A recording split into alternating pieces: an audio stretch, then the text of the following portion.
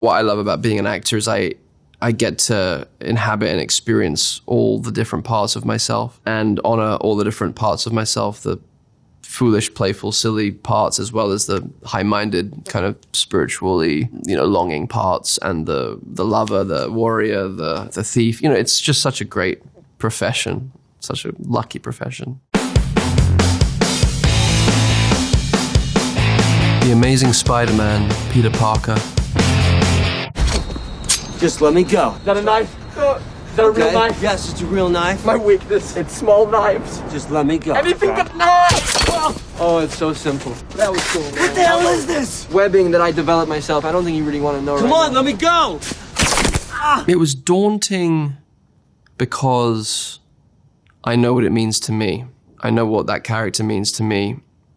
And therefore, I can imagine what it means to every other person that it means something to. But I loved the responsibility, actually. I was so up for it. I was so grateful for it. And I was very healthily afraid, but it was that kind of fear that fills you with energy. Like I wasn't really sleeping at night because I know what it required of me. I know I needed to be completely turned on and tuned in to making it the best possible version I could make it. And being infused with that kind of muse and energy and spirit, it's a wonderful experience. It is exhausting, but you get taken over. What an amazing gift to be able to be given, to be the custodian, the temporary, I should add, custodian, it should only ever be that, of this, beloved character that is such a symbol for so many people and a reminder for so many people of what they're capable of, what we are capable of. Put it on, the mask. It's gonna make you strong. Jack, trust me. Put it on. There you go. That's it. That's it, buddy. That's it. Okay, now climb. Come on, Jack. Do me a favor, a little faster, okay, bud? When I was first cast and I started engaging with the creative team and Mark, the director, I think it was to do with that feeling of responsibility. I think storytellers are the shamans of the culture and always have been. Diving into mythology and diving into stealing from our oldest stories and making sure that we are providing the good medicine, particularly to young people, in a film that a lot of young people obviously are going to see, even if it's like a subliminal medicine, the medicine that's hidden in, candy bar. You want it to feel like you're actually doing something that has effect, that can create some ripples in a young person's life, that can kind of wake them up to their own extraordinariness and their own ordinariness as both being honorable. Okay. Who the hell are you? I'm Peter Parker. That's not possible. I am Spider-Man in my world. There was a big gap between me doing Spider-Man, my Amazing Spider-Man 2, and then the No Way Home with the gang. And in that time, I've stayed reasonably fit, and I like being physical and staying in shape. I had done a lot of my stunts on the first two films, and then it came to the one with the more aged Spider-Man, and I was so excited to be back doing stunts again. And the first stunt I did, I threw my back out entirely on the first take, and I didn't do it right, so I kept on doing it. I did it 3 or 4, and I had thrown my back out and it took 6 or 7 months to recover. It's time to stretch. It's time to start stretching before you do things. There's a moment where I cracked Toby's back in the film. Yeah, that's good. All of that was coming out of us chatting, all of us with John Watts, and going, well, what would it be? What is the dynamic here? And what are the things that we can nod to? And, it's well, what's the reality of now being these older guys wearing spandex? And how do we acknowledge that in a way that feels real and funny? So you make your own web fluid in your body? I'd rather not talk about this. No, I don't mean to. Are you teasing me? No. He's not teasing you. It's just that we can't do that. So naturally, we're curious as to how your web situation works. I look back very, very fondly, but there was some healing that happened between the three of us doing that together. And it suddenly felt lighter, I think, to all of us in a way, for the characters, but also for us as actors. It's oh yeah, we would share about what our struggles were. It was Spider-Man, group therapy. That's such a weird thing, but it was so much fun, so lovely. Chatting about, just telling stories and sharing experiences, and it was surreal, kind of heavenly. The Social Network, Eduardo Saverin. Are you alright? I need you. I'm here for you. No, I need the algorithm used to rank chess players. Are you okay? We're ranking girls. You mean other students? Yeah. You think this is such a good idea? Oh my God, it was such a specific in-between time for Facebook, I think. I believe I had come off of it already before having read the script. It just wasn't somewhere I wanted to be. And it felt, I think at that time it did feel like the reputation of Zuckerberg was slightly being called into question, and his intentions and his, you know, whether he had the maturity, the access to his own heart and humanity to preside over such a huge responsibility, you know, making this, you know, new town square. I had an unease around it, like I think everyone did, and everyone still does. Aaron Sorkin captured the terror of what this person had created, the kind of the potential toxicity of it. It's this interesting thing where it's like, takes the person that makes the thing and kind of, you can then identify the personal wounds and the personal fallibility of the person and how it's been passed into the very system and the very platform or the very product or the organization that has been created. It's like the fish rotting from the head down. I feel like what Aaron captures so beautifully is, oh, this man's personal problems have become all of our collective personal problems. You know, a man that has seemingly, through the lens of this film, struggles to connect on a human level with other humans, has now made it impossible for us all to connect on a human level with other humans. I don't know whether he is able to connect with him. I think Eduardo is open and wanting to have a brotherhood with Mark in this version of the story, obviously. It takes two to tango. He's not able to do it for whatever reason. Mr. Sav. Mark! Mark! He's wired in. Sorry? He's wired in. Is he? Yes. How about now? You still wired in? I didn't realize it was going to be so heartbreaking. You know, because on the page you could think, oh, well, this is just a guy that's been fucked out of a bunch of money. But I think what makes it meaningful and impactful is that it's a one-sided love brotherhood relationship. It's a guy that's holding space for his friend to show up in the way that he believes he can. He was just deluded all along, it turns out. And I think the majority of human beings have been in that situation where they believe in someone's capacity and, oh, I see beauty in you. I know that you're in there and other people just can't see it, but I'm going to hang in there and tease it out of you. And then you realize, oh, wait a minute, I've wasted so much energy and time because this person was always going to be exactly as that's on me. There's no betrayal, really. Like, the signs were there. And I don't think Jesse plays him as a sociopath. I think Jesse plays him as someone actually full of longing, someone full of insecurity, someone full of fallibility and ego, like a young, egotistical guy who is driven by things that are self-serving, ultimately. And I think what I love about Aaron and his writing is that he wanted to make a film in the vein of Kurosawa's Rashomon, which is one event from 4 different perspectives, and every single one of them is true. So I think the Winklevoss twins have a true narrative. Eduardo has a true narrative. Mark has a true narrative. His first girlfriend has a true narrative. Everyone's narrative is real and true. And that's the kind of the terrible thing about being a human being, is that who's more right than the other? And there's no such thing as more right than the other. Unless you're talking about objective, factual things. Hacksaw Ridge, Desmond Doss. Are you grinning at me, boy, or is that your natural state? No, Sergeant. Name, Private. Desmond Doss. I have seen stalks of corn with better physiques.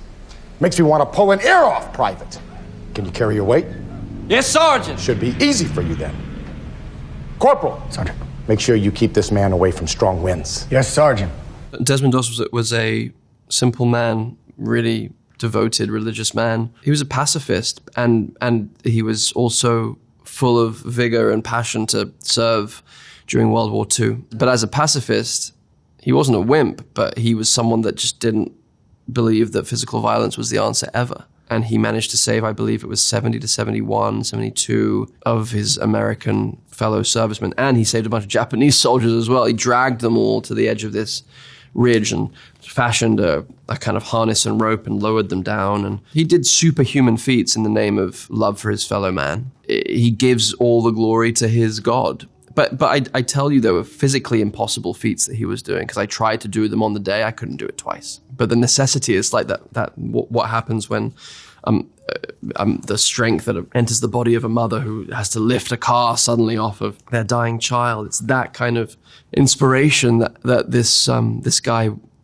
guy had, and this faith, this unwavering faith that he had, that meant, I don't know, in some way it felt like he was being guided and touched by some unseen force.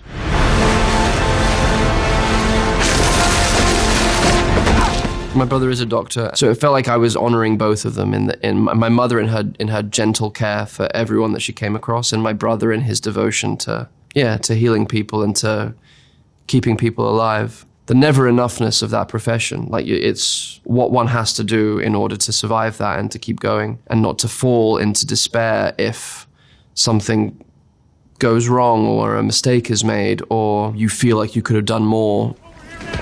Where the hell you going, Doss? Still more wounded out there, Sarge. I'll go with him. Be smart. Keep your ears down. All right, let's find a spot. There was a bunch of really brilliant Australian actors that I got to work with and bond with in the course of that job. We were shooting in Sydney and around Australia, and Aussies are the best, Aussie actors are the best, Aussie crew is the best. It was just I'd never been to Australia, so I was having a really great time. And these guys were just great. It's what happens. You actually get to create a little tribe, little battalion with a bunch of guys you hadn't known previously on a job like that. We just loved hanging out. We loved being with each other and ribbing each other and taking the piss out of each other and fucking about. So when it came to those battle sequences, the brothers in arms stuff, it was kind of joyous. But one of the jokes we would have, it was exhausting, but like one of us at a certain point would have to break the bubble and be like, yeah, I know, fake war is so hard. Because it was just, we were just pretending to be at war. Who would wimp out first on an actual battlefield? And it was like actors on an actual battlefield is like, we would all be like, no, you go ahead. It's very, very Tropic Thunder, yeah, one of my favorite movies. And Mel, our director, is someone it's a real meritocracy. There's no hierarchy in a way. He's one of the guys, and he's kind of in there with us, and didn't feel like we had a boss in a way. It felt like we were all just making this thing together. And it was a really, really special feeling. Tick, tick, boom, Jonathan Larson. And in 8 days, my youth will be over forever. And what exactly do I have to show for myself? Happy birthday. Stop the clock. Jonathan Larson was a musical theatre legend, still is a musical theatre legend, and he achieved that at such a young age. He is the creator of Rent. He changed musical theatre forever with Rent, and he tragically died the night before the first preview off Broadway of Rent. And he made a one-man show called Tick, Tick, Boom just before he wrote Rent. And our film is a version of that one-man show kind of expanded into a little memoir, autobiography, vignettes, tone poem, all that jazz style kind of in Jonathan Larson's head. I'm far enough away from it now to be able to objectively say how lucky that I was to be able to, given the opportunity to play him and inhabit him. Lin is a creative powerhouse. He is a visionary. He is uncensored, unbridled, and inspiring to be around. And it didn't feel like his first film. He had the confidence to collaborate in a way that only the great filmmakers have. He wasn't controlling. He was liberating and inspiring. He wanted everyone to bring their talent to the thing. And I didn't know how to sing, and he entrusted me, and he educated me on musical theatre. He provided me with a great education on this art form that I had admired from afar but never fully engaged with. He owes his career, his inspiration in a lot of ways to Jonathan Larson. So his desire to honor John was pure, that he's aware of all of the interconnectedness of all the things. He follows his own golden thread. He just kind of instinctively knows where he has to be and what he has to be working on. And you can feel it through the film. You can feel it through all of his work. But like, particularly I'm thinking about a moment in the film where Jonathan Larson's, ultimate hero mentor, Stephen Sondheim, leaves a voice message for John on his answering machine, giving a proper mentorship moment. John, Steve Sondheim here. Rosa gave me this number. I hope it's okay to call you. I didn't get a chance to speak with you after the reading, but I just wanted to say it was really good. Congratulations. I'd love to get together and talk to you about it if you have any interest. No pressure. The main thing, though, is that it's first-rate work and has a future. And so do you. I'll call you later with some thoughts if that's okay. Meanwhile, be proud. In that moment in the film, it feels like the lineage of musical theater is just in one very pure, direct line from Sondheim to John to Lynn. It was like being caught in like one of those, like a Ghostbusters, stream. It felt just like you're in the center of the musical universe. Lynn can create moments of magic like that through instinct. Things that feel like touching the third rail, something profound and magical happening, another energy coming in. Yeah. Silence, Sebastião Rodriguez. I saw men die. I did too. For Deus, on fire with their faith. Your martyrs may have been on fire, Father, but it was not with the Christian faith. I saw them die. They did not die for nothing. When Scorsese asks you to participate, you kind of clear the books and you kind of cancel all other plans. And I did. I took a year to study with a great Jesuit priest, Father James Martin, and travel to silent retreats and to Portugal and just study and create a connection with the Jesuit faith. And it was an ascetic time because I lost 30 pounds and I'd never gone that far before. But when it's Mardi, you're like, well, I better pull out all the stops and give all of myself to this. I didn't know if I had any perception. I was obviously I was bowing deeply as I entered, the magnitude of him as an iconic artist and filmmaker. And then I guess I was surprised just by how avuncular and kind and fun and sweet and easygoing he was, and how he had no interest in being treated as any kind of icon. He just wanted to have a good time and have a laugh. He was very, very funny. We would have these amazing conversations. I would go to his place in New York and just sit by the fireplace with him, and we would have dinner with his family, and then we would sit for a couple of hours. It was like once every couple of weeks, and we would talk about the book. We would talk about the Shusaku Endo book, Silence, and we would talk about faith, and we would talk about ego, and we would talk about the mystery of faith. We knew the conversations that I would be going home, because whenever it was usually about 2 hours in, and there would be a pause that was longer than like 10 seconds. We were both staring at the fire. And then he would be like, all right, kid. And then that was it. And that was that night done. 99 Homes, Dennis Nash. No, I understand what you're saying, Mr. Carver, and we've been getting our eviction notices. I was in court yesterday. Yeah. Mm-hmm. And the judge informed me that I got 30 days to file for an appeal. It was after I did the second Spider-Man film. So there's some pattern here where I just physically go, I need to fucking put my hands back on the earth. And Ramin Barani, who I'd seen, I loved Chop Shop and Man Push Cart, these two other films that he had made previously. I thought they were really in the vein of Ken Loach, kind of very humanist, spiritual filmmaking for the working class, which is my ancestry and on both sides. And it's the kind of storytelling that Ken Loach is one of my favorite filmmakers of all time. It loosely feels like a modern version of The Grapes of Wrath, of man's inhumanity to man, or The Bicycle Thieves, the setup of this kind of predatory late-stage capitalism that we're current crisis. I can get Bessic Investment Group away from him, and my team can handle as many homes as you have to sell. Well, I have upwards of 1,000 homes, possibly more. And how it forces us to dehumanize each other in order to survive, which is just a made-up fucking container. That's the crazy part, is that the current culture we're in has been decided, created, and made up by a bunch of people that it serves. What do you have in there? Steak? What? That's hamburger helper if I ever heard of anything. What does that look like to you? That looks like dinner for Dana. Dana, you come on and join us. You put that under your t-shirt? It felt like my family's story in a way, in a period of time where my family were in terrible financial trouble, which is, I think, the story of most American people at a certain point. And I loved working with non-actors.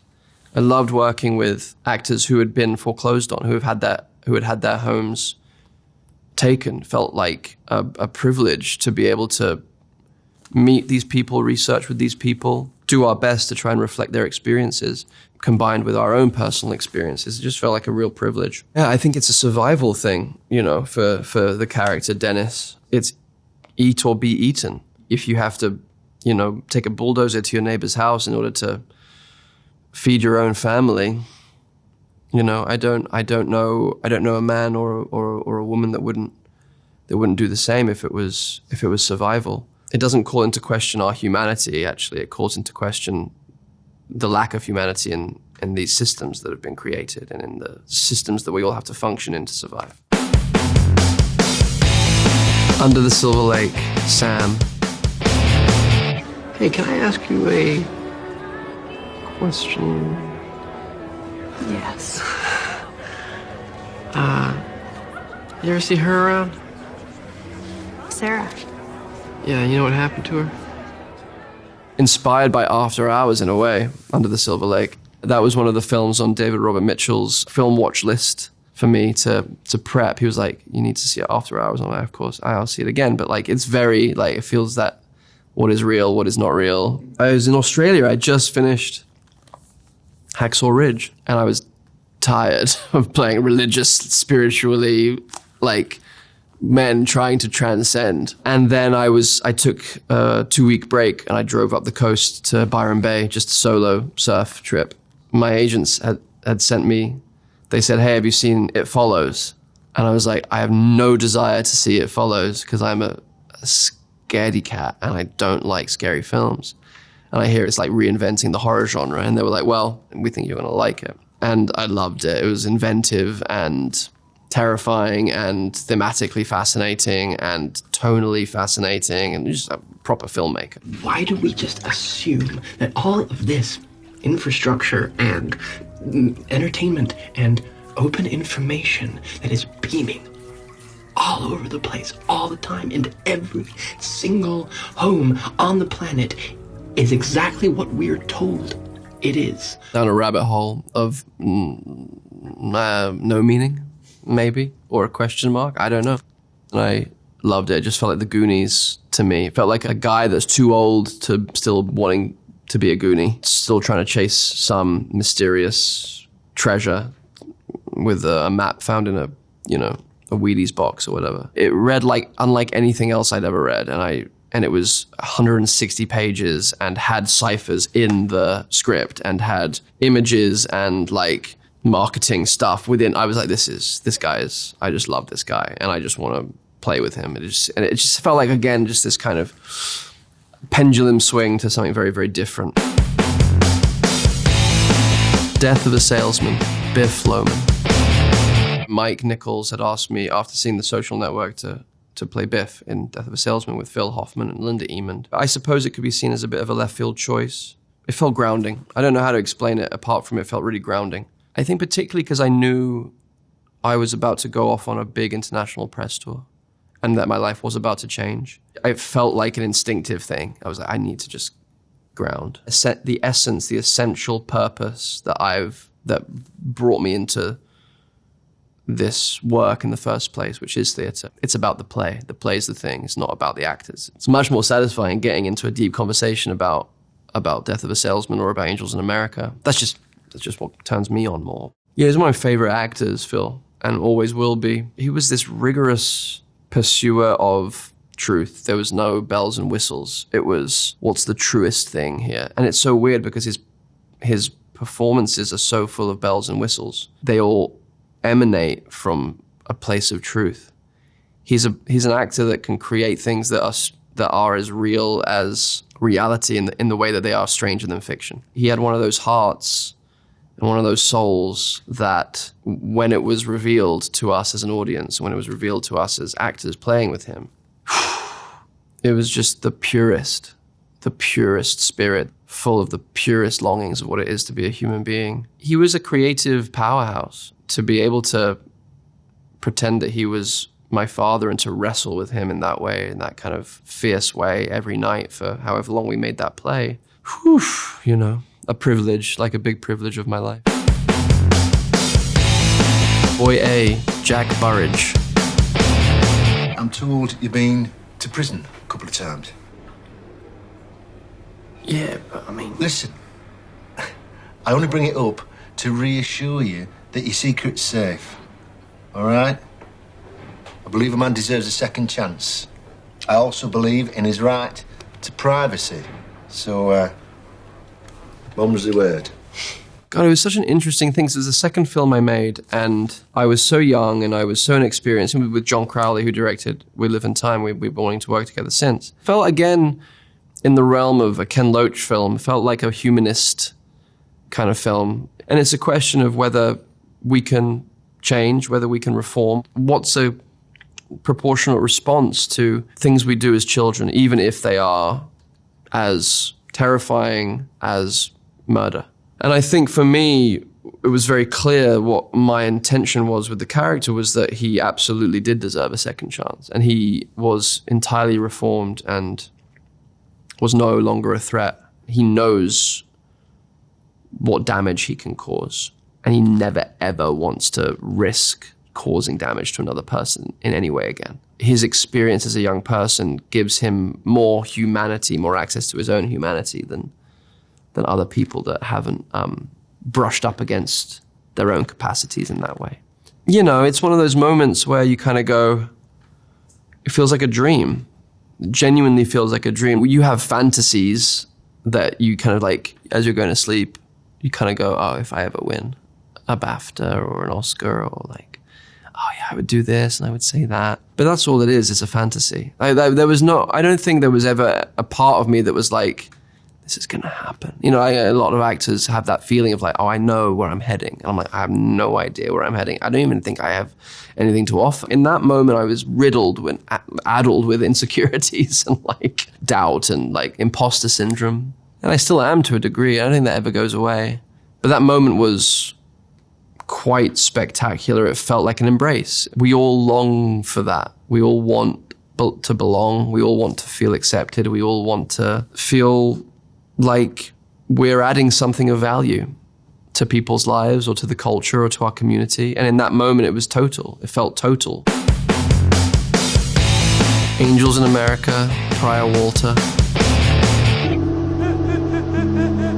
Louis, please wake up. Oh, God.